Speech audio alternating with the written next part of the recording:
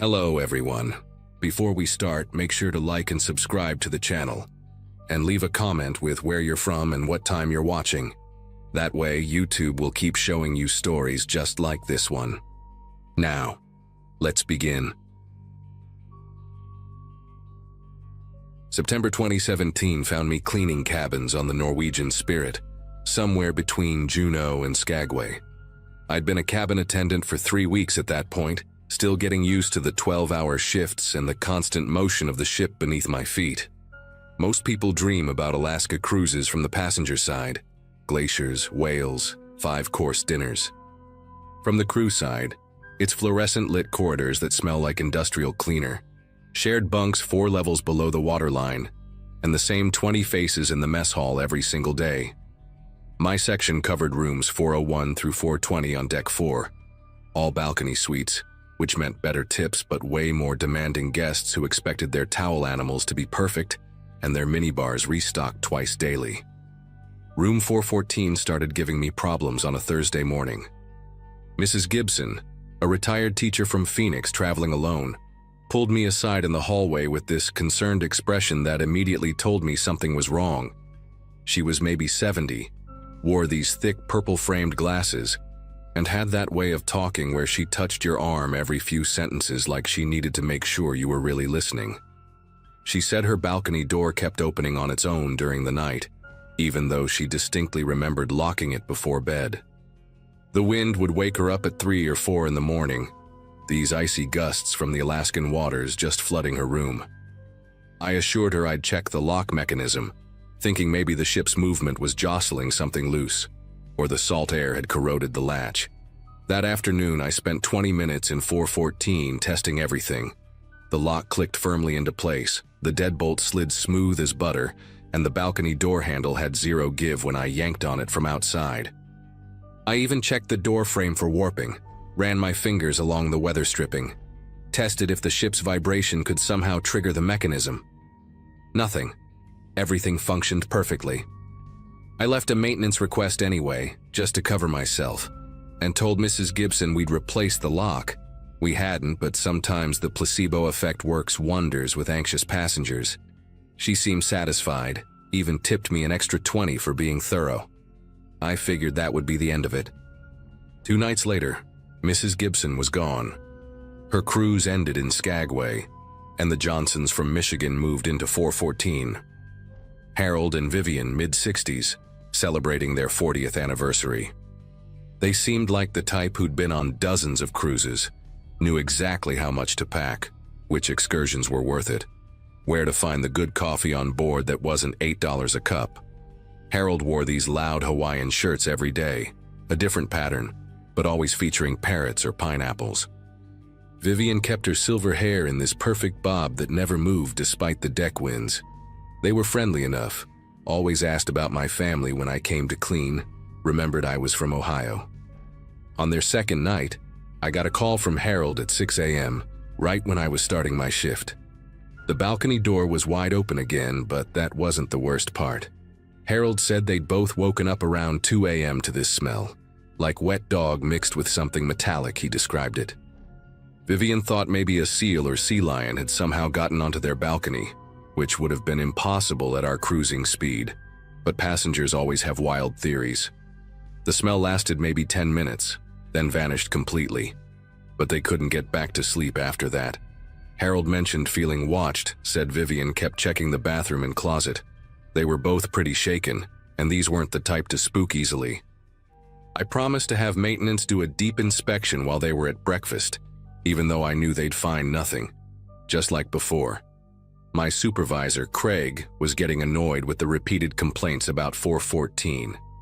He was this former Navy guy from Texas, treated the cruise ship like a military operation, everything by the book. He suggested maybe I wasn't locking the door properly during cleaning, which pissed me off, because I'd been doing this job long enough to know how to secure a damn door.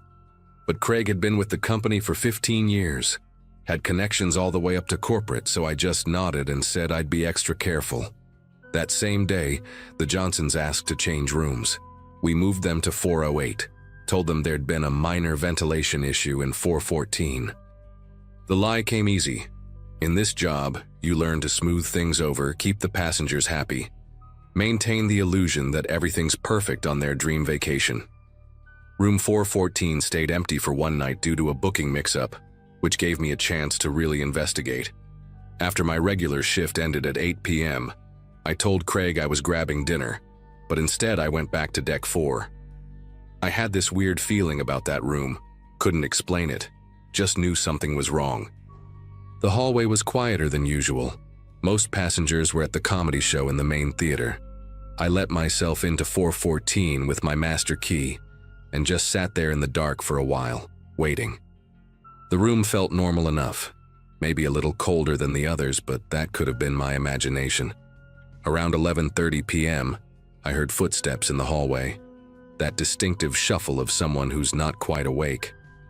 Through the peephole, I saw a man from 416, Mr. Carlson, standing in the corridor wearing just boxers and a t-shirt.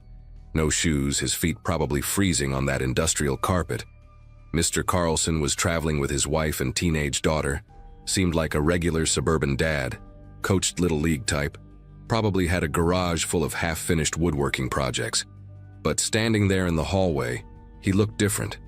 His eyes were open but unfocused, like he was seeing something that wasn't there. He walked straight to the door of 414 and just stood there, facing it, maybe 6 inches away.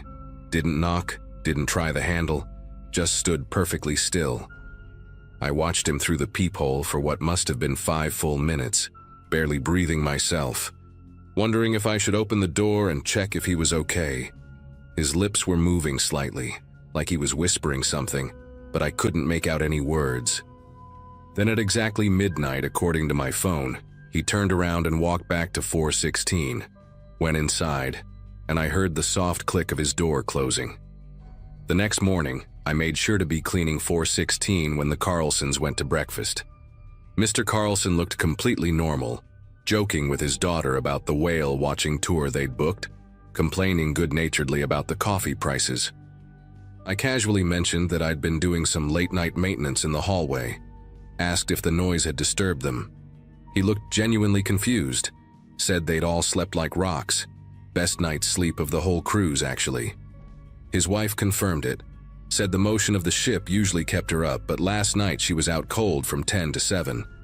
Their daughter, maybe 15 with braces and that awkward teenage posture, was buried in her phone but mumbled agreement. None of them had any memory of Mr. Carlson leaving the room. That's when I started keeping a log. Every night after my shift, I'd spend my break in the supply closet near 414, watching through the crack in the door. Night 3, Mrs. Brenner from 412, 70-something widow from Boston, stood at 414's door from 11:58 p.m. to 12:03 a.m., her gray hair wild from sleep, muttering what sounded like numbers. Night 4, a kid, maybe 8 years old, from 418, barefoot in dinosaur pajamas, pressing his palms flat against 414's door while his parents slept 3 rooms away. Night 5, 2 different people, Mr. Carlson again, and a woman from 410 I hadn't met yet, standing on either side of 414's door like guards, both swaying slightly with the ship's movement. Every single time they'd show up just before midnight, do their strange ritual, then return to their rooms with no memory of it the next day. I finally worked up the nerve to check 414's history in the ship's database. Had to bribe Danny from IT with a bottle of whiskey I'd been saving, but he got me access to the incident reports. Turns out 3 years earlier, a passenger named Eugene Whitfield had been found dead in 414. 62 years old, traveling alone, discovered by housekeeping after he missed 2 days of meals. The official cause was listed as a heart attack, but the notes mentioned he'd been found on the balcony at noon, despite having died around midnight according to the coroner's estimate.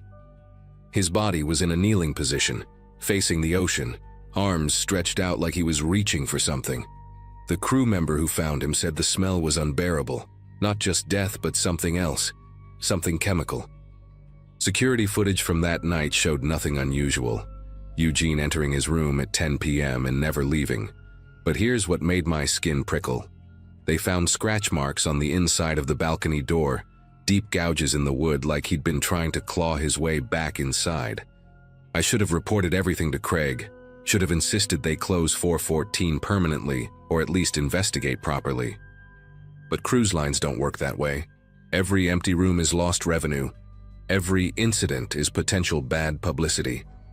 Plus, who'd believe me? Passengers sleepwalking to a specific door at midnight sounded insane even to me. Instead, I started leaving 414's balcony door slightly open before midnight. Just a crack, barely noticeable.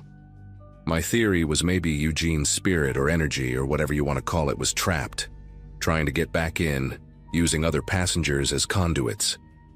The strange thing was, it actually worked.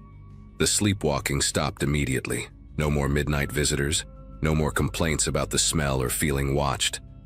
The room still felt wrong to me, heavy somehow, but at least people weren't being drawn to it anymore. I finished my contract 2 months later and never went back to cruise work. Got a job at a Marriott in Columbus, boring as hell, but at least the rooms stay where they're supposed to. Sometimes I Google the Norwegian Spirit, check cruise forums to see if anyone mentions room 414.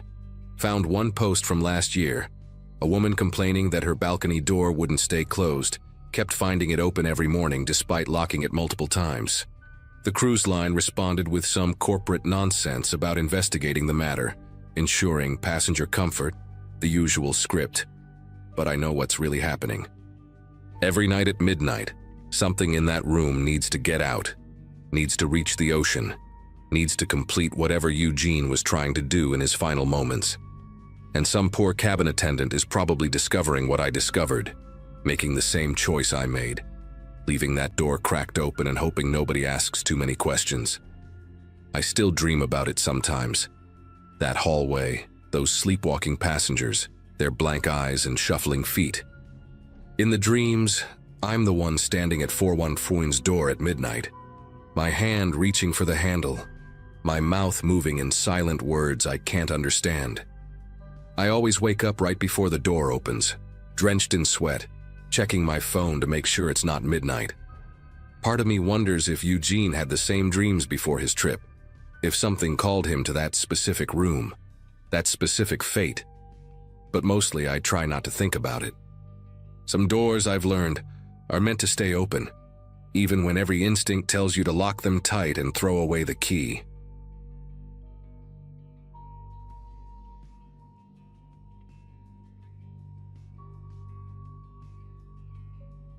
I worked security on cruise ships for 12 years before that night in the Mediterranean changed everything. It was late August 2018, and I was stationed aboard the Celestial Dream, one of those floating cities that promised paradise to 3,000 passengers willing to pay for it. My shift ran from midnight to 8 in the morning, monitoring the endless maze of corridors and decks through 36 different camera feeds. Most nights, I'd see nothing more exciting than drunk passengers stumbling back to their cabins or the occasional couple sneaking into the pool after hours. That particular night started like any other. Me, a thermos of black coffee, and the soft glow of monitors in the security office tucked away on Deck 3.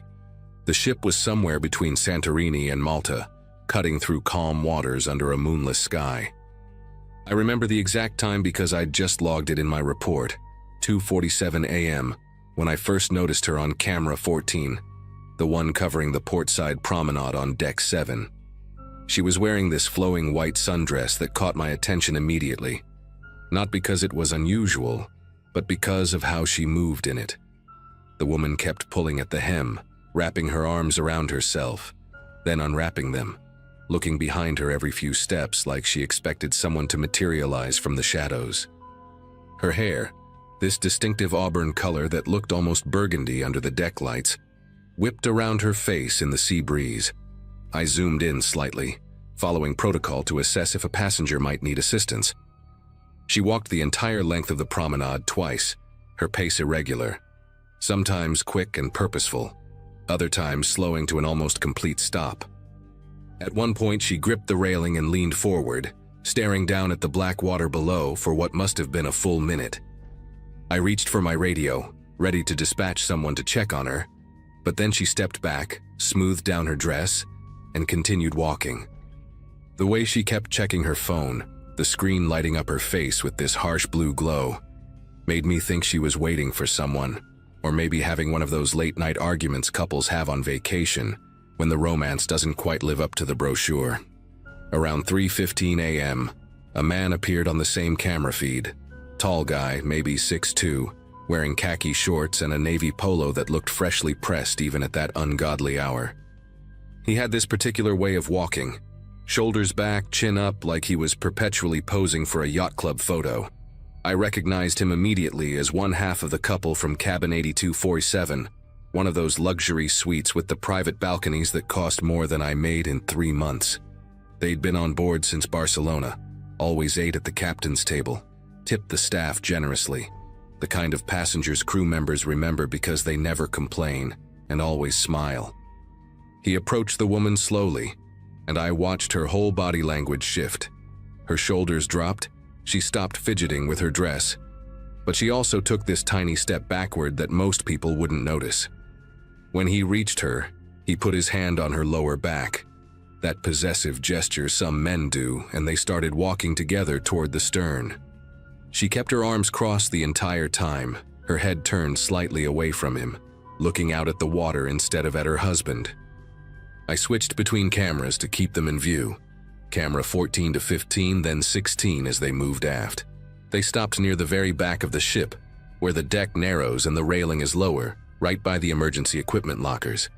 This area has always made me nervous because the cameras don't overlap perfectly there. There's about a 12-foot section where you can only see people from one angle, and if they move close to the railing, their lower bodies get cut off from view. The husband was doing most of the talking, his hands moving in these controlled, measured gestures, while she just stood there, occasionally nodding. At 3:28 a.m., she suddenly turned to walk away, but he caught her wrist, not aggressively, just firm enough to stop her. They stood like that for maybe 30 seconds, him still talking, her looking down at where his hand gripped her arm. Then she said something. I could see her mouth moving rapidly, almost like she was pleading, and he let go. She immediately walked out of frame, heading toward the port side, and he followed about 10 feet behind. That's when I made my first mistake. I didn't switch cameras fast enough to see where they went next. Got distracted by a drunk passenger vomiting in a stairwell on deck 5 that required immediate attention.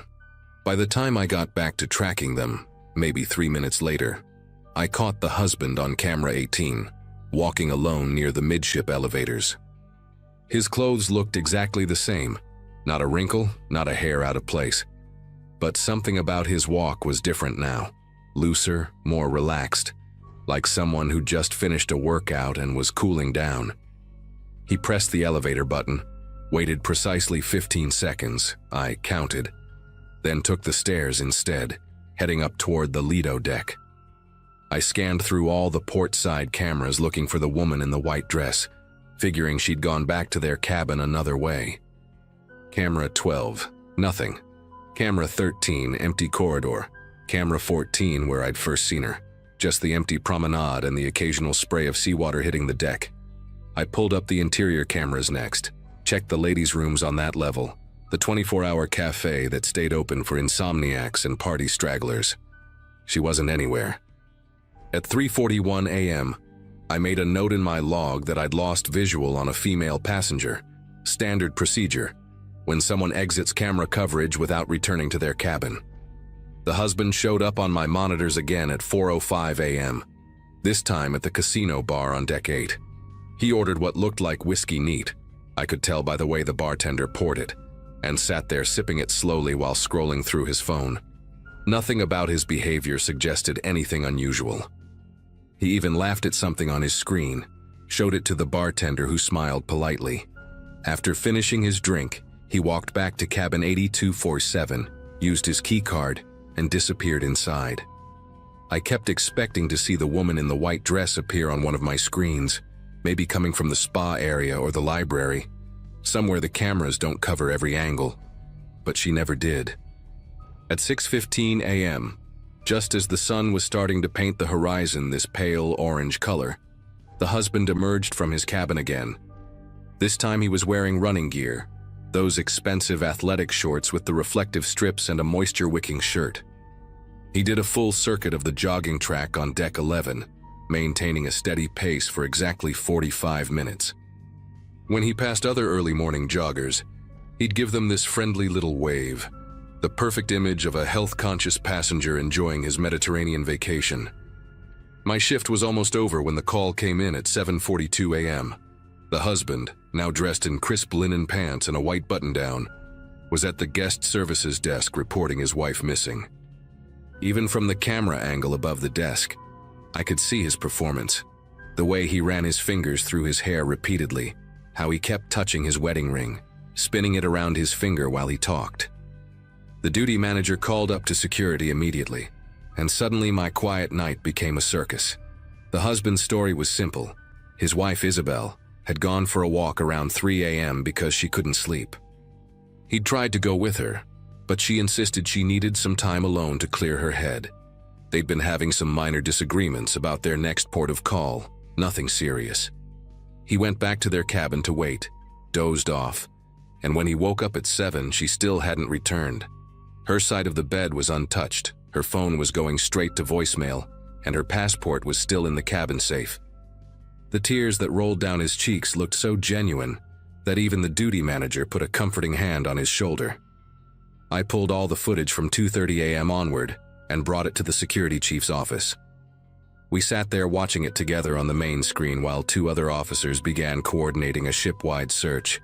When we got to the part where the couple was at the stern, near those emergency lockers, the chief asked me to replay it 3 times.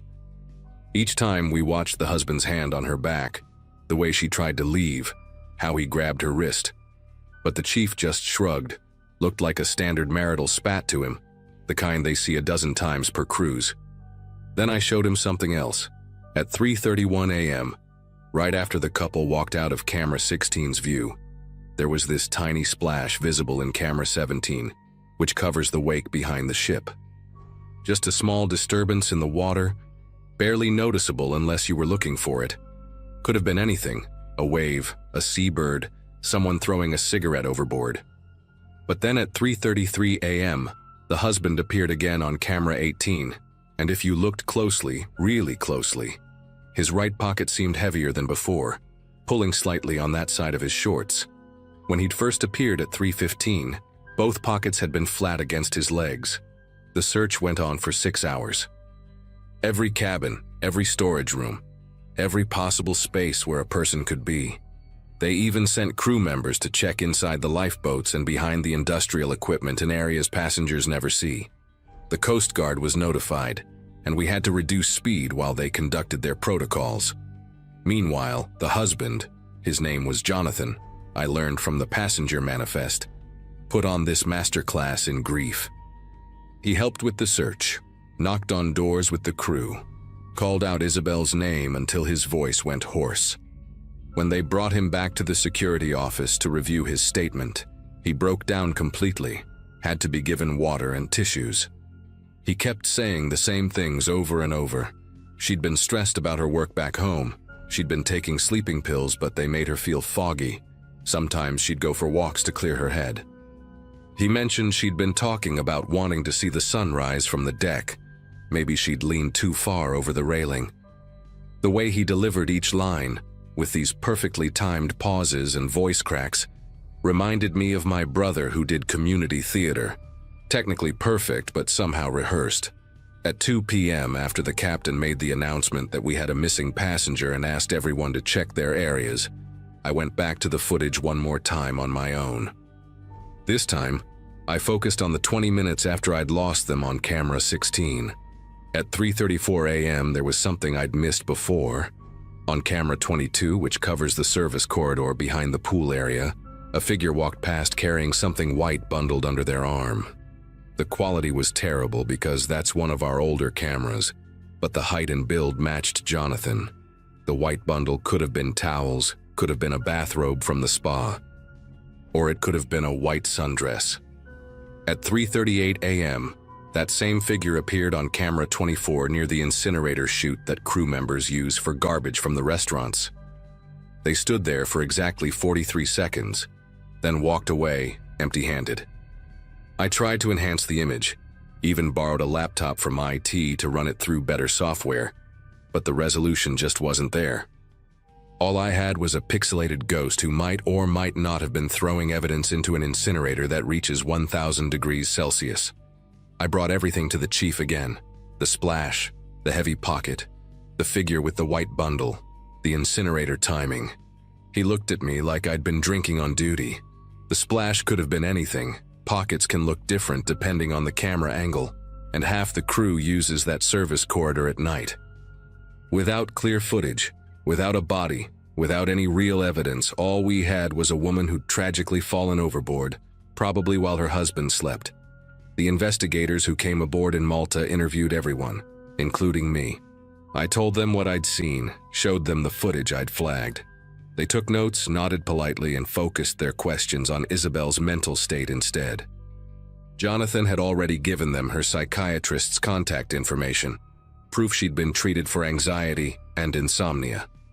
He'd even found a note in her journal about feeling trapped, though when I asked to see the actual journal, they said it was personal evidence. By the time we docked, the official story was already written. Tragic accident, troubled woman, Mediterranean cruise turns to nightmare. Jonathan left the ship surrounded by sympathetic crew members who'd pooled together money for a condolence gift. But here's what haunts me, what made me quit that job 3 months later, and still keeps me up some nights. When I was packing up Isabel's belongings for Jonathan, standard procedure for missing passenger cases, I found her sleeping pills in the bathroom, a full bottle, prescription dated just 2 days before the cruise. 30 pills, and 30 were still there.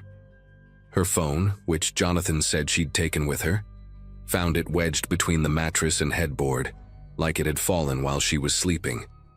And that jewelry he'd thrown overboard at 3:31, because I know now that's what it was, probably her wedding ring, maybe a necklace, something to make it look like she'd gone into the water. The investigators said these details didn't change anything. Lots of people forget to take their medication. Phones fall all the time. But I know what I saw in those cameras. I know the difference between a man whose wife just tragically died and a man who just got away with murder.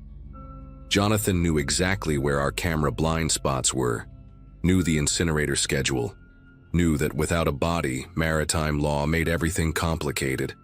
I still check news stories from his hometown sometimes, wondering if he'll remarry, if he's already planning another cruise. Because guys like him, they don't stop at one.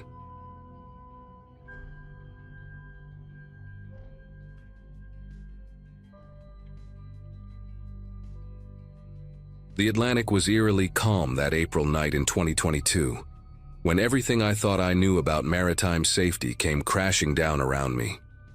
I was working as a junior communications officer aboard the Meridian Star, one of those massive repositioning cruises that ferry passengers from Florida to Europe when the season changes.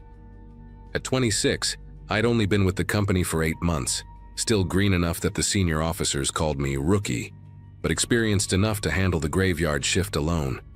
The ship was carrying about 1,800 passengers, mostly retirees taking advantage of the cheaper repositioning rates, and by 2 a.m., the entire vessel felt like a floating ghost town. I remember sitting in the communications room on Deck 9, monitoring the usual channels while sipping my 4th cup of coffee that shift, when the first transmission came through, so faint I almost thought I'd imagined it. The voice was barely a whisper through the static, like someone speaking through layers of wet fabric, repeating the same thing over and over. Mayday, Mayday, this is position 27.4 north, 63.8 west. Please, anyone. They're taking on water. I immediately sat up straighter, adjusting the frequency dial with practiced precision, trying to clear up the signal. According to protocol, any distress call requires immediate action, so I grabbed the logbook and started recording everything while simultaneously pulling up our navigation charts. The coordinates placed the source about 40 nautical miles southeast of our current position, close enough that we could potentially assist if needed. But here's where things got strange. When I tried to respond to establish communication, my transmission seemed to hit a wall of interference, The voice kept repeating, growing more desperate with each loop, and I noticed something that made the hair on my arms stand up. The person never identified their vessel, just kept saying, "This is," followed by static, as if the ship's name was being deliberately obscured. Following standard procedure, I contacted the bridge immediately to report the distress signal. Lieutenant Commander Reeves answered after 3 rings, his voice thick with sleep and irritation. When I explained the situation, playing back the recording I'd started making, he went quiet for a long moment before telling me to run a verification check with the Coast Guard and MRCC Atlantic. I did exactly that, sending out queries to every maritime authority in the region, but their responses all came back the same. No vessels reported missing or in distress at those coordinates, no emergency beacons activated, nothing on their radar. Reeves called back 20 minutes later, and I could hear other senior officers in the background. Apparently, I'd woken up half the command structure. He told me it was probably just atmospheric interference bouncing old transmissions around, something that happens occasionally over deep water, and to log it as a false alarm. But the voice was still coming through my headset, clearer now, and I could hear other sounds behind it. Metal groaning, water rushing, people screaming in what sounded like Portuguese or Spanish. I couldn't just ignore it, not when every instinct I had was screaming that something was terribly wrong. After Reeves hung up, I made a decision that probably should have gotten me fired. I started my own investigation. First, I pulled up historical maritime data for those exact coordinates, using the ship's archived navigation database that went back nearly 50 years. What I found made my mouth go dry. On May 15, 1976, a cruise liner called the Estrella Pacifica had sent out a distress call from those exact coordinates, 27.4 north, 63.8 west, before vanishing without a trace. All 247 souls on board were never found. No wreckage was ever recovered, and the investigation was closed after 6 months with no conclusive explanation. The official report, which I managed to access through our company's internal network, blamed it on a rogue wave, but the weather that night had been completely calm, just like tonight. The distress calls continued for another hour, growing more frantic and layered. Multiple voices now overlapping in different languages, all broadcasting from those same coordinates. I recorded everything on my personal phone, knowing the ship's official recordings would probably be deleted or lost if this turned into something bigger. Around 3:30 a.m., I noticed something else in the ship's database that made me physically push back from my desk. Our parent company, Meridian Cruise Lines, had acquired its fleet in 1977, just 1 year after the Estrella Pacifica disappeared. The previous owner? Pacific Star Ventures, the same company that had operated the Estrella Pacifica. Even more disturbing, 3 of our current board members had been executives at Pacific Star during the time of the disappearance. I started downloading everything I could find, transferring files to my personal laptop, when suddenly all the screens in the communications room went black for about 10 seconds before flickering back to life. When the systems came back online, the distress signal had changed. Now there was just one voice, crystal clear, speaking in accented English. They knew we were sinking. They knew, and they left us here. The Meridian directors. They cut our communications, disabled our beacons. Insurance fraud. Please, someone needs to know the truth. Check the maintenance logs for April 1976. Check the transmission cut off abruptly, replaced by a high-pitched tone that made me rip off my headset. My nose was bleeding. I didn't even realize it until I felt the warm drip on my uniform. I grabbed tissues while frantically trying to restore the connection, but the frequency was dead. That's when I heard footsteps in the corridor outside, which was unusual because nobody ever came up to Deck 9 during the night shift, except for hourly security rounds, and the next one wasn't due for another 40 minutes.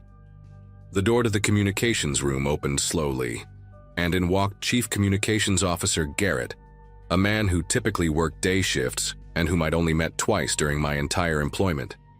He was wearing civilian clothes, jeans, and a wrinkled polo shirt, like he'd been roused from bed and threw on whatever was nearby.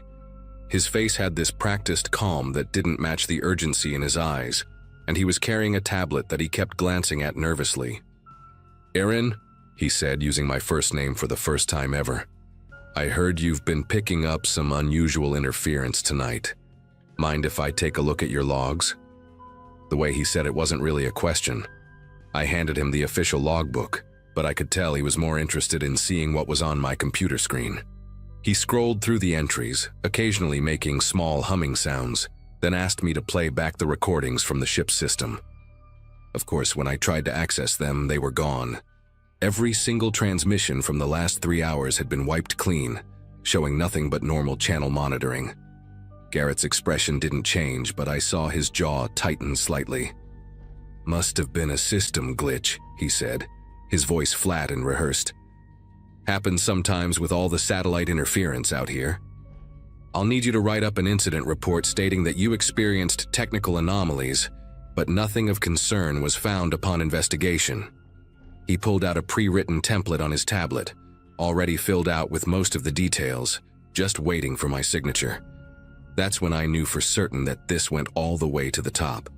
They'd been monitoring my access to the database, watching me discover the connections, and now they were here to clean it up. I signed the report. What else could I do? But I made sure to take a photo of it with my phone when Garrett looked away for a second. He collected the official logbook, told me to take the rest of the night off, and suggested I might enjoy working on one of our Mediterranean routes after this crossing. Maybe take some vacation time. Think about my future with the company. I left the communications room knowing they'd be watching me now, but I couldn't let it go. Not with those voices still echoing in my head. Not with 247 people who never got justice. Over the next 2 days, I acted completely normal during my shifts. But at night, I used the passenger Wi-Fi on my personal laptop to research everything I could about the Estrella Pacifica. I found an old conspiracy forum where someone claiming to be a former Pacific Star employee had posted in 2008 about falsified maintenance records and deliberately compromised hull integrity on several vessels for insurance payouts. The post mentioned that the Estrella Pacifica was supposed to develop a controlled leak that would force an evacuation near a busy shipping lane, but something went catastrophically wrong. The user disappeared after 3 posts, their account deleted, but other users had screenshot everything. I also found obituaries for 2 other Pacific Star executives from 1976 who died in separate accidents within weeks of the Estrella Pacifica disaster. Both had been vocal about investigating discrepancies in the company's fleet maintenance. On my final night shift before reaching Barcelona, around 1 a.m., the signals returned stronger than ever. This time I could hear individual voices clearly.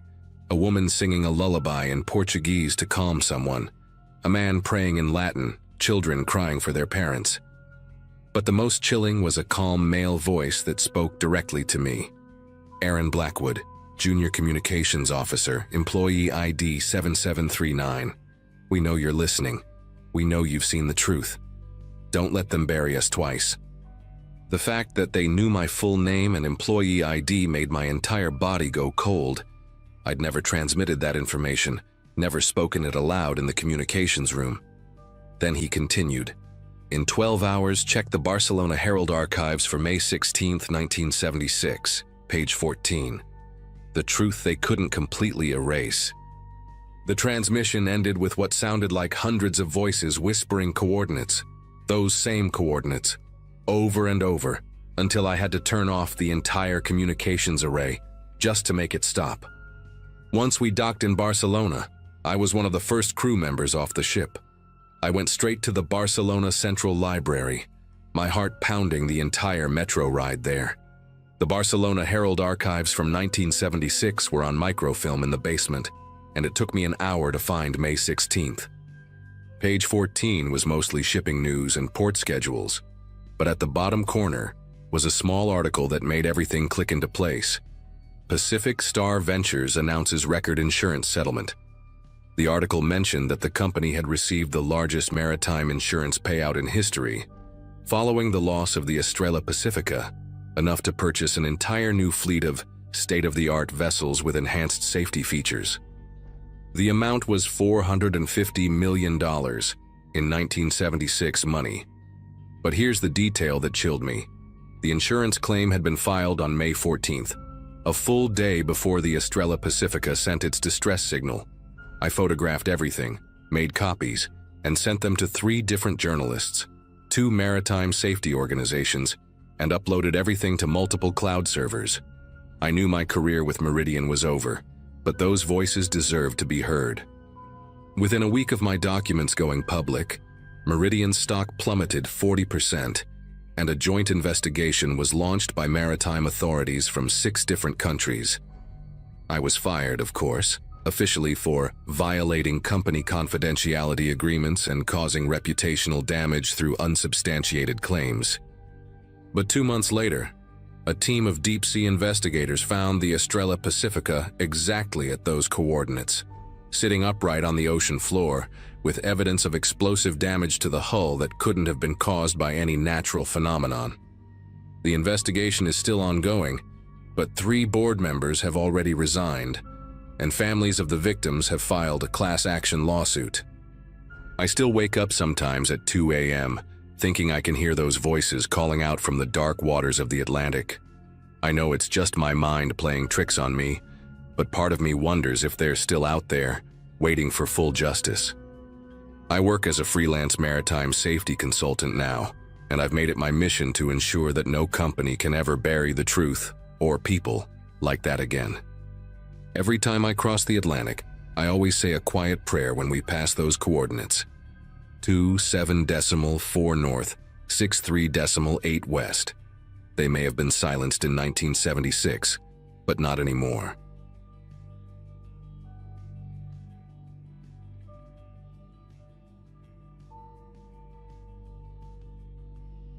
The Caribbean Princess wasn't my first choice for a vacation, but after my divorce was finalized in October 2023, my sister Nancy convinced me I needed to get away from everything. I was 34, working as a dental hygienist in Denver, and honestly just wanted to spend a week where nobody knew my story or asked how I was holding up. The ship was massive, one of those floating cities with 7 restaurants, 3 pools, and enough activities to keep you busy 24 hours a day if you wanted. I'd been on board for 3 days when everything went sideways during what should have been the highlight of the trip, this sunset cocktail party they threw on the Lido deck every Wednesday. The brochure called it Golden Hour Celebration, and they'd been hyping it up since we left port in Miami. I remember exactly what I was wearing that evening. This ridiculous tropical print dress Nancy had bought me as a joke, with these bright yellow pineapples all over it. The party started around 6:30, and by 7, the deck was packed with probably 200 people, everyone holding these orange and pink drinks that came with little paper umbrellas and chunks of fresh mango on the rim. The sun was starting to dip toward the horizon, painting everything in these deep amber tones that made even strangers look like old friends. I was standing near the portside railing with this couple from Canada, the Andersons, who'd been at my dinner table the night before. We were laughing about how Mrs. Anderson's husband kept trying to convince her to enter the hairy chest contest when we heard this sound. Not quite a scream, more like a sharp intake of breath from about 50 people all at once. Everyone near the starboard railing was pointing and shouting, and I saw this 20-something guy in a backwards baseball cap climbing up on one of those white metal benches to get a better view.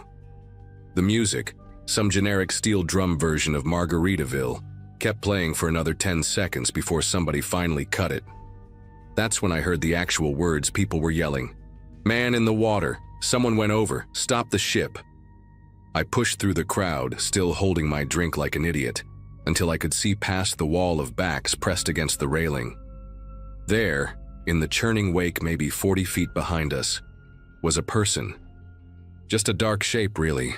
Arms flailing, getting smaller every second as the ship continued moving at full speed. The water around them was this sickening mix of white foam and deep blue, and I could see their head disappearing and reappearing between the waves our massive hull was creating. My first instinct was to throw something, a life preserver, anything, but when I looked around, All those safety rings that are usually hanging every 20 feet were somehow missing from their hooks. This woman next to me, wearing these huge cat-eye sunglasses even though the sun was almost down, was recording everything on her phone, holding it steady with both hands while tears streamed down her face. "We have to do something," she kept saying. But nobody moved. The crew members who'd been serving drinks 30 seconds earlier had vanished. I watched that person in the water for maybe another minute, the longest minute I've ever experienced, before they simply weren't there anymore. The spot where they'd been was just empty ocean, getting darker as the sun continued its descent like nothing had happened. The next 20 minutes were chaos. People were screaming at any crew member they could find, demanding the captain stop the ship, reverse course, call the Coast Guard, something. This older man with a thick Brooklyn accent grabbed a young server by the shoulders and just kept repeating, "There's a person back there, a human being." But the staff all had the same response.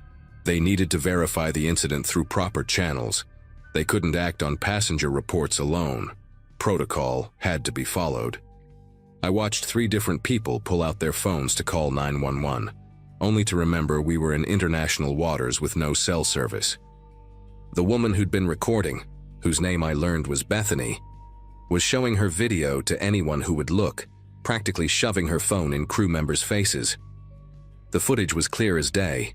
You could see the person go over the railing during some kind of struggle or commotion near the bar, though the crowd had blocked most of the actual fall. By the time security showed up, maybe 30 minutes after it happened, they acted like we were all drunk or hysterical. The head of security, this enormous bald guy with arms like ham hocks and a name tag that said Chief Walker, announced that no incident had been reported through official channels. When about 40 of us started shouting at once, he held up his hand and said they'd review the ship's CCTV footage, but that passengers needed to return to their cabins or evening activities immediately. The party area was being closed for maintenance. I watched them herd everyone toward the exits while 2 crew members started folding up the bar and stacking chairs like they were closing a restaurant after a normal night. Bethany was standing her ground, still trying to show Chief Walker her video, when he finally took her phone, watched about 3 seconds and handed it back, saying he'd need her to file a formal report in the security office on Deck 2.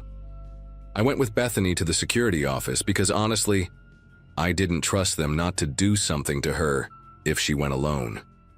The office was this windowless room behind the casino, reeking of cigarette smoke, even though smoking was supposedly banned indoors. We sat in these uncomfortable plastic chairs for an hour before anyone would talk to us.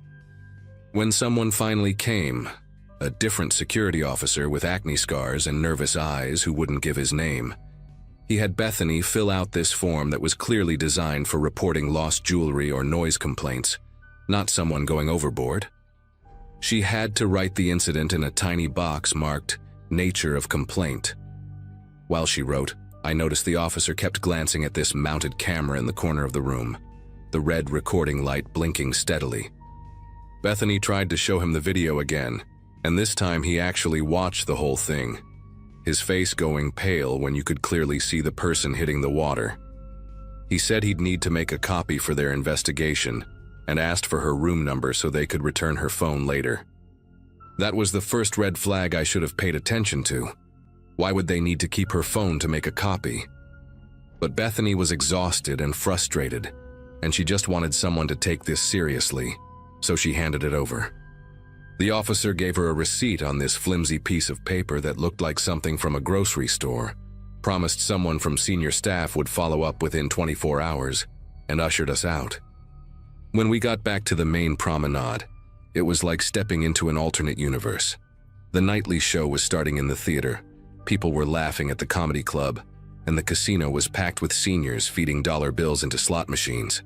I heard 2 crew members near the photo shop talking in hushed voices, and I distinctly caught the words "standard procedure" and "Miami office," but they stopped the second they saw me looking. The next morning, I knocked on Bethany's cabin door around 8. She answered, looking like she hadn't slept at all, still wearing the same clothes from the night before. Her phone had been returned, slid under her door at 3 a.m. according to the timestamp on the envelope. But when she opened her photo gallery to show me, Her face went white. Every single video and photo from the previous day was gone. Not just the incident footage, but everything. The sunset pics she'd taken earlier, selfies from dinner, random shots of towel animals the steward had made. In their place were her photos from the previous days, but October 11th just didn't exist in her phone anymore. She showed me her recently deleted folder. Empty. She checked her cloud backup. The auto sync had mysteriously been turned off sometime during the night. When she went to her phone settings, the last backup was showing as October 10th at 11:47 p.m., even though she distinctly remembered checking Instagram in bed after midnight. We went straight back to the security office, but this time they had two large men in suits waiting outside who said the office was closed for administrative processing until further notice. Bethany started raising her voice, demanding to speak to Chief Walker, asking what they'd done to her phone. One of the suits, wearing mirrored sunglasses indoors like some movie villain, stepped forward and suggested in this very calm, very threatening tone that she might want to consider her safety and the safety of other passengers before making unsubstantiated accusations that could cause unnecessary panic. When I tried to intervene, saying I was a witness too, he turned those mirror lenses toward me and asked for my cabin number and full name. The way he wrote it down in this little leather notebook, taking his time with each letter, made my chest tight with fear. Bethany grabbed my arm and pulled me away, whispering that we needed to find the Andersons and anyone else who'd seen what happened. But finding witnesses proved harder than we expected. The Andersons weren't at breakfast, and when we went to their cabin, a steward cleaning the hallway mentioned they'd been relocated to a different deck due to a plumbing issue. The couple from Kentucky who'd been standing right next to us during the incident suddenly couldn't remember seeing anything clearly. The husband kept repeating that it had been getting dark. Maybe it was just debris or a dolphin. The woman with the cat-eye sunglasses who'd been crying. Nobody had seen her since last night. At lunch, I overheard a crew member telling another passenger that sometimes people think they see things at sea, that the light playing on the waves can create optical illusions, and that the ship had sensors that would automatically detect if anyone went overboard. This was a lie. I'd Googled it in the business center that morning. Those sensors exist, but most cruise ships don't have them because they're not legally required to. Around 3 that afternoon, Bethany texted me to come to her cabin immediately. When I got there, she was packing frantically, throwing clothes into her suitcase without folding them. She'd just gotten off the phone with her husband back home. She'd managed to call him from the ship's satellite phone at $8 a minute. She'd told him everything, and he'd said he was contacting a maritime lawyer and the Coast Guard. But here's the thing that made my skin prickle. Within 5 minutes of that call, she'd received a visit from the hotel director, the captain's direct representative, informing her that she was being confined to quarters for the remainder of the voyage due to safety concerns regarding her deteriorating mental state. They'd posted a security guard outside her door. I'd walked right past him, some 19-year-old kid who looked scared out of his mind. She had 1 hour to pack because they were moving her to what they called a supervised accommodation on Deck 1, which everyone knows is where they keep the morgue and the brig. I helped Bethany hide her passport and credit cards in her bra, and we came up with a plan. I would take photos of everything: the security guard, any documents they gave her, the room they put her in, and email them to her husband using the business center computers since my phone mysteriously stopped connecting to the ship's Wi-Fi after leaving the security office. But when I tried to leave her cabin, the guard blocked my path. He had a radio, and whatever voice crackled through it made him step aside, but not before telling me I had 10 minutes to return to my own cabin for a mandatory safety drill. There was no safety drill scheduled. I ran to the business center, but my keycard wouldn't open the door. The library, same thing. The customer service desk had a sign saying they were closed for staff training, even though it was the middle of their posted hours. Every single place where I could have contacted the outside world was suddenly inaccessible. I went back to my cabin and used the room phone to call my sister Nancy, but the call wouldn't connect to any number outside the ship. That night, They made an announcement that we'd be skipping our scheduled port in Cozumel due to unfavorable weather conditions, though the ocean was calm as glass. I never saw Bethany again. The next morning, her name wasn't on the dinner seating chart, and when I asked our waiter about her, he looked confused and said there had always been 7 people at our table, not 8. The Andersons were back, acting perfectly normal but refusing to make eye contact with me. On the last day, as we approached Miami, I was called to the purser's desk and informed that there had been an error with my onboard account.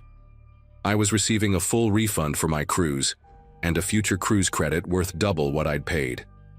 All I had to do was sign a simple form acknowledging the computer error and agreeing that my experience had been satisfactory despite the minor inconvenience. The form's fine print was extensive. I signed it. I was scared not to. But I took photos of every page with my phone, which had miraculously started working again once we were in U.S. waters. The man who went overboard was never mentioned in any news outlet. Bethany's social media accounts were deleted. When I tried to look her up 3 months later, it was like she'd never existed. But I know what I saw. We all saw it. And somewhere there's a cruise line policy written in corporate speak that explains exactly how to make these things disappear.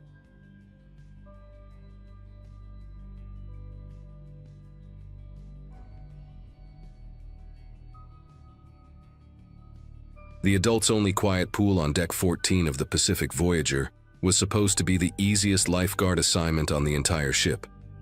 That's what my supervisor told me when I got hired in early 2015, fresh out of getting my advanced water safety certification in Nevada. Most cruise passengers who chose that particular pool were in their 60s and 70s, preferring the peaceful atmosphere over the chaotic main pools below. They'd float on expensive inflatable loungers, sip their mojitos, and read paperback novels under the retractable glass canopy that kept the ocean breeze from disturbing their relaxation. I was 24 then, needed the money to pay off student loans, and figured watching retirees paddle around for 4 months at sea would be a decent way to save up while seeing parts of the Pacific I'd only dreamed about. My shift ran from noon to 8 p.m. every day, and for the first 2 weeks of that particular voyage in June, everything followed the same predictable pattern.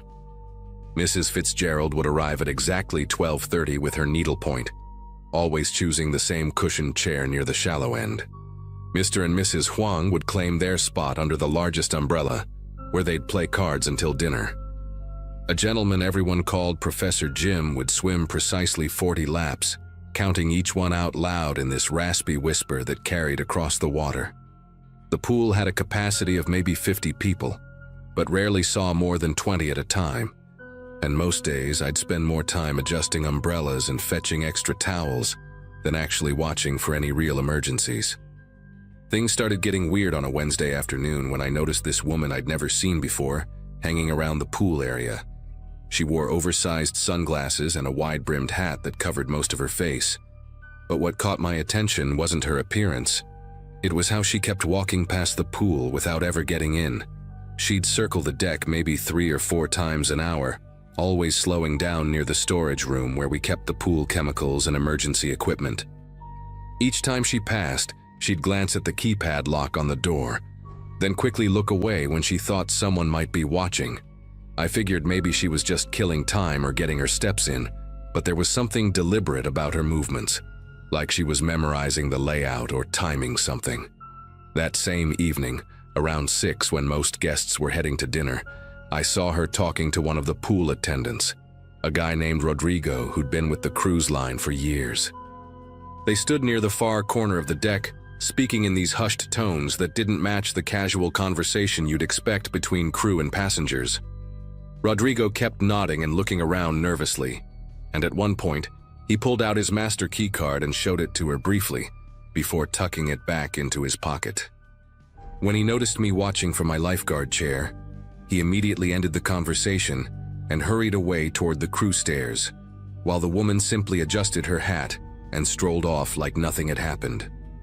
The next morning, I arrived at the pool 30 minutes early to check the chlorine levels, part of my regular duties. The storage room door was slightly ajar, which was strange because it was supposed to lock automatically. Inside, everything looked normal at first. Chemicals on their shelves, rescue equipment hanging in place, the automatic pool cleaner coiled in the corner.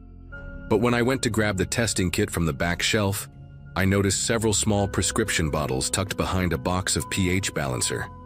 My first thought was that maybe another crew member had forgotten their medication, but when I picked one up, the label showed it was prescribed to a Mrs. Eleanor Whitman, one of our regular pool guests. The bottle was for Ambien and it was completely empty. Behind it were 4 more bottles, all different medications: Xanax, Valium, another Ambien, each prescribed to different elderly passengers I recognized from the pool, all empty. I stood there holding those bottles, trying to make sense of what I was seeing. These weren't medications someone would just accidentally leave in a storage room. The passengers whose names were on these labels were all frequent visitors to the quiet pool, all traveling alone or with equally elderly spouses. Mrs. Whitman specifically had mentioned to me just 2 days ago that she'd been feeling unusually drowsy lately, attributing it to seasickness even though the waters had been calm. The pieces started forming a picture I didn't want to see. Someone was collecting these medications, but for what purpose? My mind raced through possibilities, each one more disturbing than the last. Were they selling them, using them to sedate passengers? I carefully photographed each bottle with my phone before placing them back exactly where I'd found them, then locked the storage room and tried to act normal for the rest of my shift. That afternoon, I couldn't focus on anything except those bottles. Every elderly passenger at the pool suddenly seemed vulnerable, potential victims of whatever scheme was happening. Around 3 o'clock, I noticed Mrs. Whitman arrive for her usual swim, moving slower than normal, her eyes glazed and unfocused. She stumbled slightly getting into the pool and I had to steady her. "Thank you, dear," she said, her words slightly slurred. "I don't know what's wrong with me lately. Yesterday I woke up and my pearl necklace was on the nightstand instead of in the safe where I always put it. Must be getting forgetful." That detail sent a chill through me. Someone wasn't just stealing medications, they were using them to incapacitate passengers and access their rooms. The woman in the hat appeared again around 4, this time with a man I'd never seen before, tall and thin with acne scars across his cheeks. They sat at a table pretending to read magazines, but their eyes tracked every elderly guest who entered or left the pool area. I decided to follow Mrs. Whitman when she left at 5:30, keeping a safe distance as she made her way to the elevator. She pressed the button for Deck 9, where the premium cabins were located, and I watched the numbers climb before taking the stairs down. By the time I reached her floor, she was already at her door, struggling with her key card. A housekeeping cart sat abandoned in the hallway about 3 doors down, which was odd since housekeeping usually finished this deck by early afternoon. I pretended to check my phone while watching Mrs. Whitman finally get her door open and disappear inside. Less than a minute later, a housekeeper emerged from a supply closet near the abandoned cart, except she wasn't wearing the standard uniform quite right.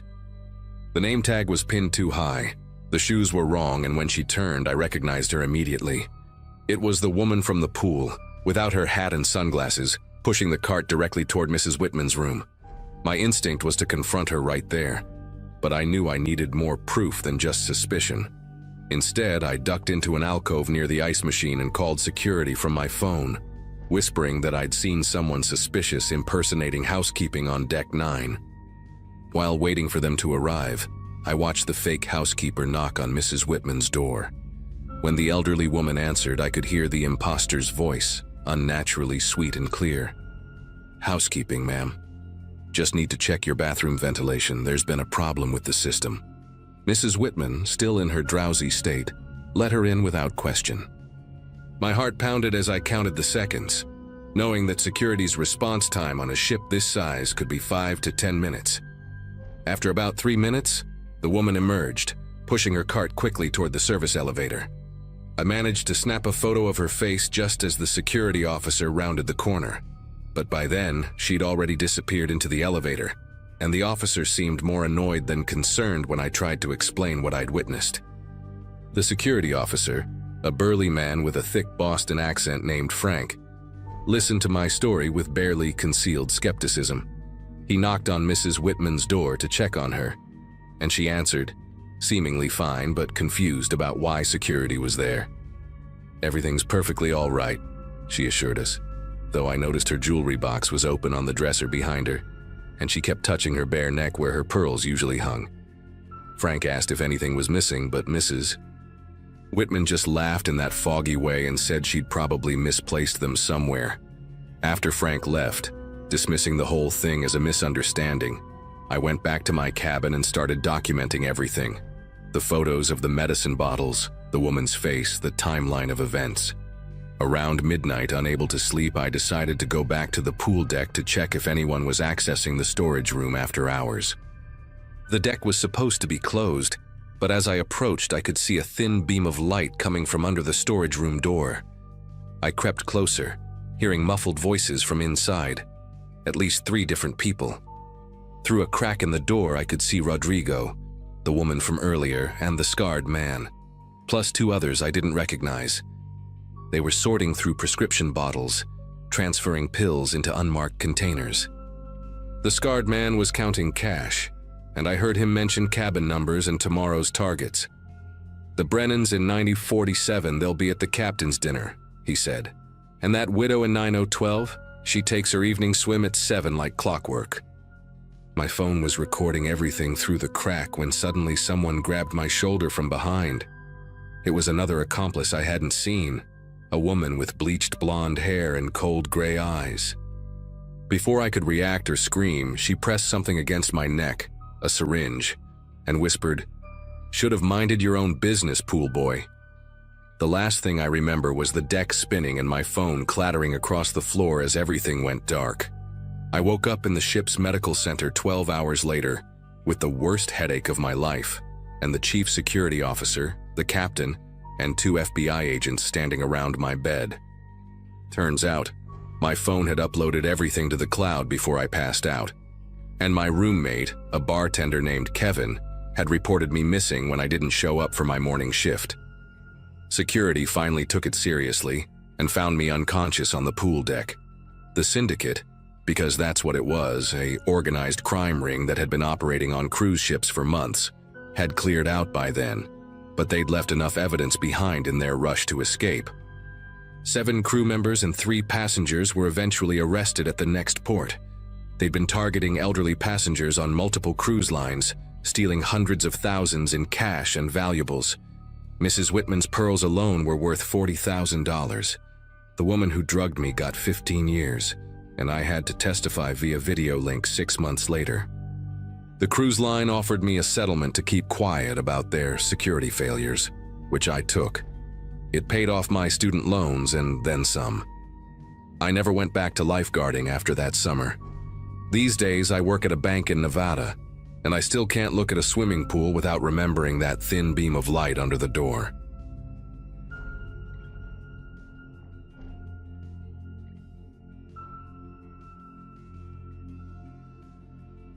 The semester had been brutal at Northwestern, and when my roommate Blake suggested we blow our tax returns on a 7-day cruise for spring break, I jumped at the chance. It was March 2016, and the 6 of us, Blake, Megan, Josh, Samantha, Carlos, and myself, had pooled our money for adjoining cabins on the Atlantic Jewel, this massive ship that looked more like a floating city than anything that should reasonably exist on water. I was 21, studying journalism, always the one taking notes about everything, documenting our adventures with this old film camera my grandfather had given me. We'd been at sea for 2 days already, somewhere between Charleston and Bermuda, when everything started to unravel. The ship had 4,000 passengers, 14 decks, and more restaurants than our entire college town. But it was what happened on Deck 9, in the narrow hallway between the spa and the library, that turned our vacation into something I still can't fully comprehend, something that makes me question whether cruise lines are hiding more than just their casino odds. I first noticed Amber. That wasn't her real name, but that's what the crew called her because of this striking amber pendant she always wore during the mandatory safety drill on day 1. She stood out because she was alone, maybe early 30s, with these thick reading glasses and a stack of books that she clutched like precious cargo, while everyone else was taking selfies in their life vests.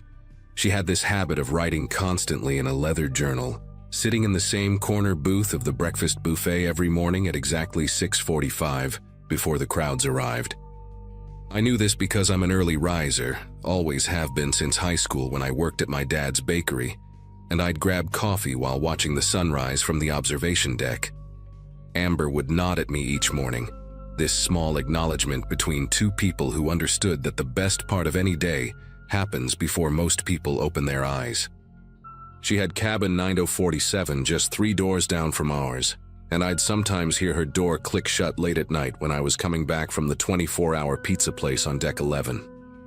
On Wednesday morning, our 3rd day at sea, Amber wasn't at her usual booth. The amber pendant sat on her table next to an untouched cup of tea that had long gone cold. Her journal open to a page covered in what looked like ship deck blueprints she'd sketched herself. I remembered thinking she must have gone to the bathroom, maybe felt seasick. The waves had been rough the night before, these 12-foot swells that made the chandelier in the main atrium swing like a hypnotist's watch. But when I came back an hour later with Blake and Megan for a proper breakfast, everything was still there, untouched. The busboy, this kid named Tommy from the Philippines who always remembered everyone's coffee order, was standing near the table looking confused. He told us she never left her stuff like that she treated that journal like it contained state secrets, always tucked it under her arm even when she went to refill her orange juice. By lunch, her things had been cleared away, and when we asked the restaurant manager about it, he just shrugged and said she probably went on one of the shore excursions, even though we weren't scheduled to dock until the next morning. That afternoon, Carlos and I decided to check on her. We figured maybe she was sick, needed someone to bring her some of those seasickness bags from the medical center. When we got to cabin 9047, the door was slightly open, this narrow gap that showed only darkness inside. The housekeeping cart was parked outside, but no staff anywhere, which was weird because they always worked in pairs on this ship, some kind of safety protocol they'd mentioned during orientation. I knocked, called out asking if everything was okay, and when no one answered, I pushed the door open wider. The cabin was pristine, bed made with those fancy towel animals the crew created every day. Hers was a swan with sunglasses, but all of Amber's belongings were still there. Her clothes hung in the closet, organized by color like some kind of rainbow gradient. Her medication bottles lined up on the bathroom counter. Even her passport sat on the nightstand next to a half-eaten chocolate from the evening turn-down service. But the strangest thing was her laptop, still open and powered on, displaying what looked like hundreds of photos of empty corridors and stairwells throughout the ship, all time-stamped from the past 2 days, all showing these specific spots where the ceiling had these dark domes. Security cameras.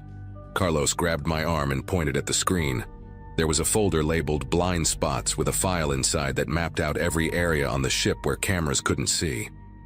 Deck 9 had the most gaps, especially near the maintenance doors and this weird section behind the spa, where the crew had built a temporary wall for renovations.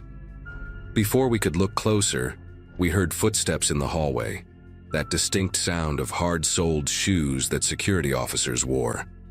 We quickly left the cabin, trying to look casual, but the head of security, Mr. Garrison, was already there with 2 other officers. He had this way of smiling that never reached his eyes, just his mouth moving while the rest of his face stayed frozen like those old portraits in the ship's history display. He asked what we were doing, and when we explained about Amber being missing, he pulled out a tablet and showed us a log entry. A. Fitzgerald disembarked at Port Charlestown, 11:47 a.m. I told him that was impossible since we were still at sea, hadn't docked anywhere, and Port Charlestown wasn't even on our itinerary. His smile got wider, and he said I must be confused about the schedule, that sometimes the salt air makes passengers lose track of time, then suggested we enjoy the pool deck since it was such a beautiful day. That evening, our whole group gathered in Josh and Carlos's cabin to discuss what we'd seen. Samantha, who was studying computer science, had managed to take photos of Amber's laptop screen with her phone before we left, and when she zoomed in, we could see something disturbing. The metadata on Amber's photos showed they were taken with a camera that had been reported stolen from another passenger 2 weeks earlier, on a completely different cruise. Blake pulled up the ship's public Facebook page on his phone, scrolling through thousands of photos from previous voyages, and there she was. Amber, or someone who looked exactly like her, in the background of at least 12 different cruises over the past year, always alone, always carrying that same leather journal. But in each photo, she had a different name on her cruise badge: Rebecca, Diana, Melissa, always working her way through the ship, always taking pictures. Megan suggested we report this to someone, maybe the FBI when we docked, but Josh pointed out something that made us all go quiet. In 3 of those photos, there were news articles in the comments about passengers who had gone missing on those exact cruises, always solo travelers, always supposedly disembarked at ports the ships never actually visited. The next morning I woke up at 5:30 to find Blake's bed empty, his sheets twisted into a tight spiral like he'd been grabbed while sleeping. His phone was still on the nightstand, playing the same song on repeat, this old jazz tune his mom loved that he used as an alarm. But the volume was turned down so low you could barely hear it. His camera bag was gone, though, the expensive one his parents had bought him for his photography minor, and there were wet footprints leading from his bed to our balcony door, which was locked from the inside with the safety latch still engaged. I ran to Josh and Carlos's cabin, pounding on their door until they stumbled out half asleep, and we searched everywhere Blake might go for sunrise photos. The observation deck, the jogging track, even that secret spot near the crew quarters where you could see dolphins if you got up early enough. Nothing. When we went to security, Mr. Garrison was already there, waiting for us with that same frozen smile, holding Blake's camera bag. He said Blake had been found trying to access restricted areas near the engine room and had been placed in what he called temporary detention for the safety of other passengers, that we could see him when we docked. But when I looked at the camera bag, the serial number was different from Blake's. I knew because I'd helped him register it for insurance just 2 months ago. We spent the rest of that morning mapping out every blind spot Amber had documented, using Samantha's programming skills to overlay the ship's official deck plans with the photos from Amber's laptop. There were 17 areas where someone could disappear without being seen by cameras, and most of them connected to service corridors that ran parallel to the passenger areas, like a hidden circulatory system inside the ship's walls. Megan had started recording everything on her phone, creating what she called evidence files, when she discovered something in the background of one video, a reflection in a window that showed 2 crew members carrying what looked like a body bag through one of those blind spots, but the timestamp showed it was from 3 hours in the future. We realized her phone's clock had somehow been changed, or the ship's internal time system was being manipulated. Carlos wanted to confront the captain directly, but Josh stopped him, showing us something he'd found in the ship's terms and conditions that we'd all agreed to when we booked. A clause stating that in international waters, the cruise line had full authority over passenger detention and could relocate passengers to alternative accommodations for safety violations without prior notice or consent. That afternoon, we decided to test something. Samantha had noticed that all the missing passengers, including Amber, had one thing in common. They'd all ordered room service between 2 and 4 a.m. on the night before they vanished. The menu items were always the same: chamomile tea, wheat crackers, and something called Chef's Special Supplement, which wasn't listed on any menu we could find. I volunteered to place the exact same order that night, but the others refused to let me do it alone. Instead, we set up a buddy system. I'd place the order while Samantha hid in the bathroom with her phone recording. Megan would be on our balcony watching through the glass door, and Josh and Carlos would wait in the hallway, pretending to be drunk and lost. At 2:17 a.m., I called room service and asked for the specific items. The woman on the phone paused for so long I thought the line had disconnected, then asked for my cabin number twice, like she was verifying something on a list. 20 minutes later, there was a knock. Not the usual cheerful room service announcement, but just 3 slow, deliberate knocks. When I opened the door, It wasn't the usual room service uniform, but two men in maintenance coveralls, one holding a tray with a silver dome cover that seemed too large for tea and crackers. The bigger one kept trying to look past me into the room, while the other insisted I needed to sign a special dietary waiver for the supplement, his hand strategically covering most of the text on the form. I pretended to read the waiver while Samantha texted frantically from the bathroom. She could see through the door crack that there was a third person in the hallway, just out of my view, holding what looked like zip tie restraints. I suddenly claimed I'd changed my mind, that my stomach felt queasy from the waves, and tried to close the door, but the bigger man wedged his foot against it. He said I'd already been charged for the order, that it would be wasteful not to take it, his voice flat and mechanical like he was reading from a script. That's when Carlos and Josh stumbled around the corner, playing their drunk act perfectly, singing some ridiculous college fight song and asking the maintenance guys for directions to the casino. The moment of distraction was enough. I slammed the door shut and engaged the deadbolt, hearing muffled arguing in the hallway. Through the peephole, I watched the third person step into view, and I recognized him immediately. It was Tommy, the busboy from the breakfast restaurant, but his friendly demeanor was completely gone, replaced by something cold and calculating as he spoke rapidly into a radio in a language I didn't recognize. They stayed outside our door for another 10 minutes, occasionally testing the handle, before finally leaving. The next morning came with an announcement that made everyone's blood chill. The captain's voice, usually warm and jovial, was replaced by Mr. Garrison speaking in that same flat tone the maintenance men had used. He announced that due to a medical situation, the ship would be making an unscheduled stop at a private facility island for passenger wellness evaluations, and that all guests should remain in their cabins until called by deck number. Through our balcony, we could see this island that hadn't been there the night before, or maybe it had been, but covered in morning fog, with a concrete dock and white buildings that looked more like warehouses than any medical facility. Samantha checked her GPS, but it showed we were somehow still in the exact coordinates from yesterday, like the island didn't exist on any map. That's when Megan noticed something horrifying on her phone. All the videos she'd recorded were slowly corrupting, the files deteriorating in real time, pixels dissolving like acid eating through digital evidence. She quickly uploaded what she could to 3 different cloud services using the ship's Wi-Fi, but the upload bars weren't moving, stuck at 0% like the data was being intercepted. We had to make a decision: stay in our cabins and wait to be evaluated, or try to find Blake and get to the lifeboats we'd located in one of Amber's blind spots, the ones that weren't on any official safety diagram. We chose to run. Using Amber's map, we navigated through the service corridors, these narrow metal passages that smelled like rust and industrial cleaner, where the elegant cruise ship facade disappeared completely.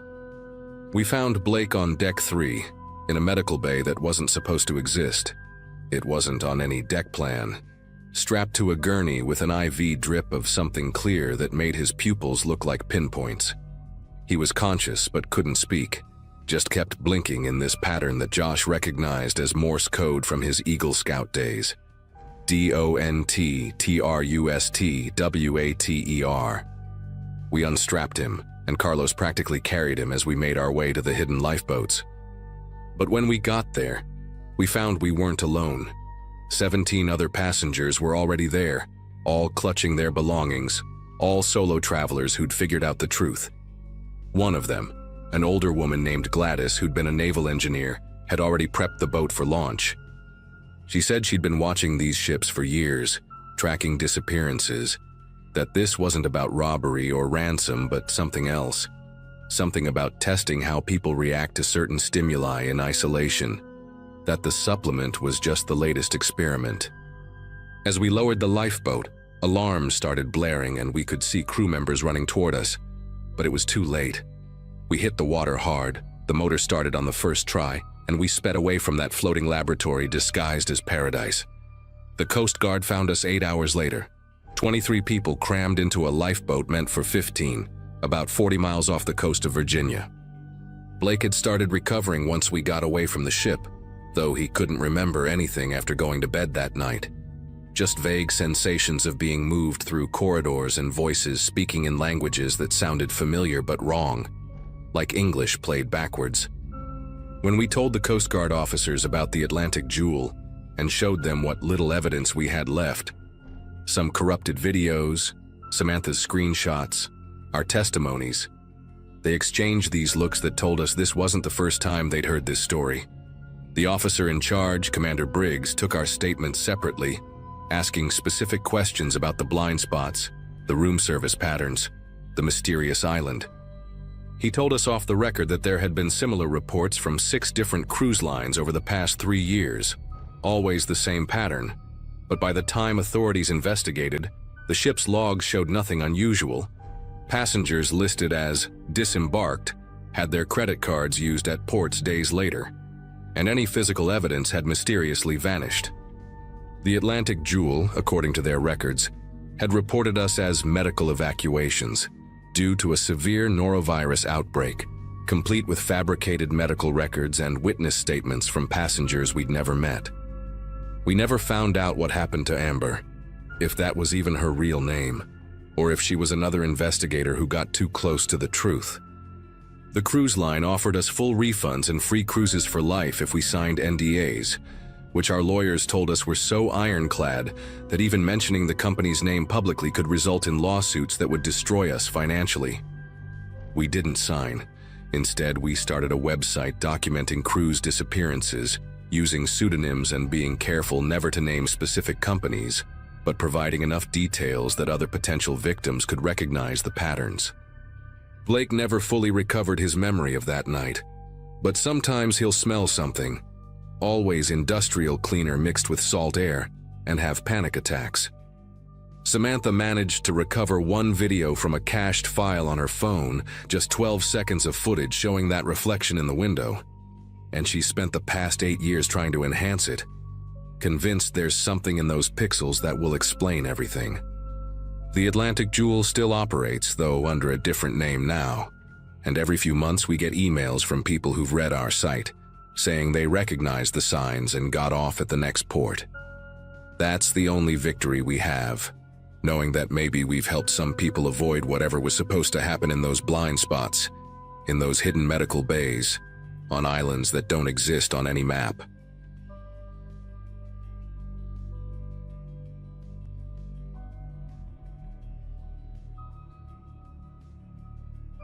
I had just turned 61 a few months before the trip, and that cruise was supposed to be my small celebration, a reward to myself after 4 decades in the healthcare system. I'd worked as a nurse in everything from pediatric wards to hospice units, and finally retired from a private clinic in Sacramento. The cruise was a 12-day South American route, starting in Valparaiso, and scheduled to loop around a few coastal cities before ending in Buenos Aires. I was traveling alone, something I actually enjoyed. I liked the quiet, the anonymity, the chance to read in peace without anyone needing a thermometer or a morphine adjustment. The first few days were exactly what I hoped for: warm breezes, lazy mornings on the observation deck, and a book in one hand with a cocktail in the other. Things started shifting on the 5th day. I remember because I'd just finished breakfast and gone down to Deck 4 to browse the small onboard library. As I walked past the elevators, I noticed a man, mid-40s, thin, sunburnt, doubled over on one of the benches, coughing into his shirt sleeve. I almost kept walking, but something about the sound made me pause. It wasn't your standard dry cough. It had weight to it, like there was liquid in his lungs. A few feet away, a woman, maybe his partner, sat with her arms crossed, nervously glancing around, as if hoping no one else would notice them. I gave it a second look, shrugged it off, and kept going. I wish I hadn't. By lunchtime, I started seeing it everywhere. People sneezing, coughing harshly, leaning against walls looking dizzy. In the buffet line, one elderly man had to sit down suddenly with a napkin pressed to his mouth. Another guest quietly helped him back to his room. But no announcements were made, no notes slipped under cabin doors, no intercom messages. Nothing. I figured maybe it was norovirus. Those can sweep through cruise ships like wildfire. But this didn't feel like stomach bugs. It was all respiratory. and more passengers were visibly unwell. I asked one of the staff near the coffee station if medical was aware. She gave me a weird smile, nodded, and told me everything was under control. That was the first time I felt something was being hidden. That night, I couldn't sleep. Around 2 a.m., I stepped out onto my balcony just to breathe in the ocean air. That's when I saw 2 crew members, both wearing surgical masks and gloves, pushing a cart covered in black plastic down the corridor across from mine. One of them looked over his shoulder more than once, like he was making sure no one was watching. I ducked back into my room and shut off the light. I've seen that kind of behavior in hospital lockdown drills. It wasn't about precaution. It was containment. That next morning, whole sections of Deck 5 were blocked off with velvet ropes and signs saying maintenance. But I'd walked those halls the day before. There was nothing under maintenance. I decided to speak with someone at the front desk, not to make a scene, just to ask directly if there was an outbreak on board. The woman behind the counter had that cruise line polish to her. Smile practiced, voice smooth. When I asked if there had been a spike in illness, she didn't flinch. She told me the captain was aware and that the crew was taking proactive steps to ensure the health and safety of all guests. No mention of what the illness was, no mention of quarantine procedures, and absolutely no effort to even pretend it wasn't happening. I asked if the doctor was available. She said he was very busy at the moment, but rest assured, he's been briefed. That phrase, been briefed, didn't sit right with me. I wasn't looking for military jargon. I wanted a medical answer. I spent the afternoon trying not to obsess. I watched some movies in the little theater, read on the pool deck, even attended a trivia game. But the coughing kept following me. Every room I entered, someone had that same deep, hacking sound, like they were coughing from the bottom of their ribs. By dinner, the staff started wearing masks too. That's when I knew they weren't expecting this to blow over. I asked my waiter, a young guy named Mateo who had served me twice already, if he knew what was going on. His eyes darted toward the hallway before he whispered, "They told us not to say anything, but the doctor's been seeing over 40 people a day." That confirmed it. Whatever was spreading was real, and it was bad. The next morning, I noticed we were still at sea, way past the point we were supposed to dock in Montevideo. No announcement, no explanation, just floating. I asked a woman at breakfast if she'd heard anything. She hadn't. Later that afternoon, I went up to the fitness center to walk a bit, and the windows gave a good view of the ocean. No land in sight. I started talking to other passengers, quietly comparing what we'd seen and heard. Turns out I wasn't alone. A man from Oregon told me he saw a crew member sealing off an entire hallway on Deck 6 with plastic tarps. Another woman said she was told not to leave her cabin for the day as a precaution. The pieces weren't adding up. We were being kept out here on purpose, and nobody was admitting it. That night, the hallways got quieter. Not just calmer, eerily silent. The usual shuffle of sandals, the low murmur of conversation, all of it gone. Around midnight, I heard the soft hiss of a walkie-talkie just outside my cabin door. I peeked through the peephole. 2 security staff stood there, both masked, one holding a clipboard and the other with some kind of electronic reader. They scanned something on the door across from mine, tapped a few buttons, and moved on. The next morning, the door they'd scanned had a white sticker on it with a bold red line through it. I walked by slowly, trying not to look suspicious, and noticed the room number had been blacked out. There was no nameplate, no "Do Not Disturb" sign, nothing. Just that sticker, like someone had erased the cabin from the system. On day 9, they finally made an announcement, not over the intercom, but as a printed letter slid under our doors. It said we'd be extending our voyage due to a logistical delay with port access, and that all amenities would remain available. No mention of illness, no mention of sick passengers, just a thin excuse wrapped in hospitality fluff. I watched people read the letter in the hallway, some confused, others clearly panicked. An older couple across from me started packing their bags anyway, even though we had nowhere to go. It was clear the staff were following a script, a very specific one. And it wasn't for our benefit, it was to contain panic. By then, I'd started keeping to myself. I only left my room for food, and I avoided the lower decks entirely. One night, I made the mistake of taking the stairs after the elevator stalled. I passed one of the sealed corridors, this time with 2 armed guards standing in front of it. Armed, on a luxury cruise ship. They didn't say a word, but they watched me closely as I passed. That moment cemented what I already suspected. This wasn't just a bad flu or an overreaction. They were isolating people, possibly detaining them, and the rest of us were being kept distracted just enough to stay cooperative. We weren't passengers anymore. We were inventory. On day 11, we finally docked in a small port, not the original one listed on the itinerary. We weren't allowed to disembark until local officials boarded the ship. I saw them come on wearing hazmat suits, not masks, full suits. They inspected several cabins, including one of the sealed ones, and then spoke with the captain privately. Hours later, we were let off the ship one group at a time, with no explanation. Just a screening tent and instructions to head directly to the terminal. No stopping.